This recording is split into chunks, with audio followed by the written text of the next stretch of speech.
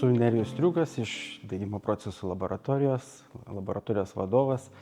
Ir laboratorijoje užsiemame su degimo procesais ir įvairaus kuro deginimo, jo optimizavimo, įrenginių deginimo ir efektyvių sprendimų kūrimo. Bendradarbiaujame plačiai su įmonėm, atliekame įvairius užsakymus, padedame įmonėm sukurti inovatyvius sprendimus, kaip taupiai, efektyviai ir veiksmingai sudeginti įvairias kuro rūšis, įvairias atliekas susidarančias įmonėse ir kaip tai panaudoti energijos atgavimo būdais. Kaip pavyzdį galima papasakoti bendradarbiavimą su Axis Technologies, kur buvo kuriamas kartu atliekinės biomasės deginimo įrenginys, kuris leidžia utilizuoti įvairias bioatliekas ir agrokultūras atsirandančias kažkokie tai veikloje. Taip pat vienas iš pavyzdžių galėtų būti deginimo įrenginių kūrimas, kuriuo galima pritaikyti, stiklo gamyboje, aukštos temperatūros energijos gavyboje. Tai yra kartu su Panevėžio stiklo yra kuriamas inovatyvus degiklis, kuris leidžia panaudoti elektros degimą vietoje kuro, taip išgauti reikalingą šilumą jų technologiniam procese.